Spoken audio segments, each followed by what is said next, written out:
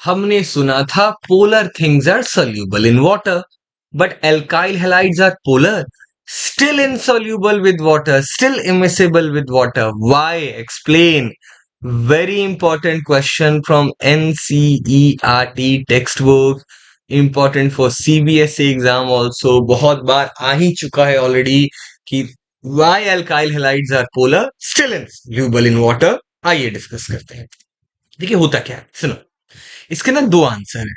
अगर ये एक नंबर में आता है 1 मार्क में तो आप सीधे बोल देंगे because alkyl halides do not form hydrogen bonds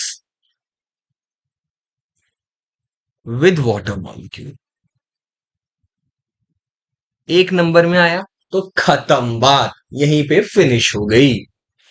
अगर इससे ज्यादा नंबर में आया 2 या 3 में, तब देखिए क्या करना पड़ता है.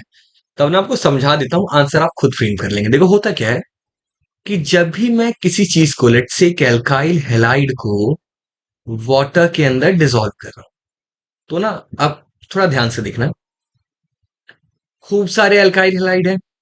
उन एल्काइल हेलाइड के बीच में कुछ फोर्स ऑफ अट्रैक्शन है जिसको हम बोलते हैं dipole dipole force of attraction. Polar molecules के बीच में डाइपोल डाइपोल फोर्स होता है. ठीक है. वाटर मॉलिक्यूल्स के बीच में भी एक इंटरमॉलिक्यूलर फोर्स है जो कि बहुत स्ट्रांग है और उसका नाम है हाइड्रोजन बॉन्ड. इतना स्ट्रांग है कि इसको एक बॉन्ड का नाम दे दिया. अच्छा, अब जब मैं एल्काइल हैलाइड को पानी में डिसॉल्व करूंगा तो आपको समझ में आएगा. सबसे पहले तो मुझे इस डाइपोल डाइपोल फोर्स को ओवरकम करना होगा, मॉलिक्यूल्स को अलग करना होगा एल्काइल हैलाइड के, और इसके लिए मुझे एनर्जी चाहिए. अच्छा, ऑन दी अदर हैंड मुझे वाटर मॉलिक्यूल्स को भी अलग करना पड़ेगा, हाइड्रोजन बॉन्ड्स को ओवरकम करना पड़ेगा, और इसके लिए भी मुझे एनर्जी चाहिए. ठीक है. ऑन दी अदर हैंड जब मैं इनको डिसॉल्व कर दूंगा ना, तो दो वाटर मॉलिक्यूल्स के बीच में एक एल्काइल हैलाइड का मॉलिक्यूल फिट हो जाएगा. डिसॉल्व करने का मतलब यही होता है, सल्यूट जाके वाटर मॉलिक्यूल्स के बीच फिट हो जाएगा. ठीक है. जो फिट होगा तो कुछ नए फोर्स ऑफ अट्रैक्शन डेवलप होंगे, और वो जो नए फोर्स ऑफ अट्रैक्शन डेवलप होंगे वो हाइड्रोजन बॉन्ड्स नहीं होंगे. वो क्या होंगे? Simple again, dipole dipole force. ठीक है, कोई बात नहीं. तो जब एक्चुअली नया इंटरमोलिकुलर फोर्स अट्रैक्शन डेवलप होता है ना, तो वहां पर एनर्जी रिलीज होती है, एनर्जी विल बी प्रोड्यूस्ड. ठीक है. पहले के 2 स्टेप में एनर्जी वॉज रिक्वायर्ड, इस नए स्टेप में एनर्जी विल बी प्रोड्यूस्ड. अब होगा हिसाब किताब. If energy produced is able to compensate for the energy required, तब तो कोई चीज डिसॉल्व होगी, अदरवाइज नहीं होगी.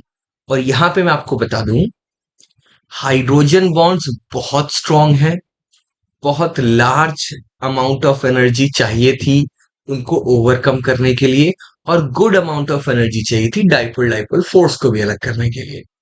लेकिन जब नए फोर्स डेवलप हुए हैं ना, तो lesser amount of energy release हुई है. हाइड्रोजन बॉन्ड्स तो वो है नहीं, वीक बॉन्ड्स हैं, तो उतनी एनर्जी रिलीज नहीं हुई है जो हाइड्रोजन बॉन्ड्स को भी तोड़ दे और डाइपोल डाइपोल फोर्स को भी ओवरकम कर दे. इसलिए वो डिसॉल्व नहीं होते. तो इसको फ्रेम कैसे करेंगे? हम ऐसे फ्रेम करेंगे, you can note it down also.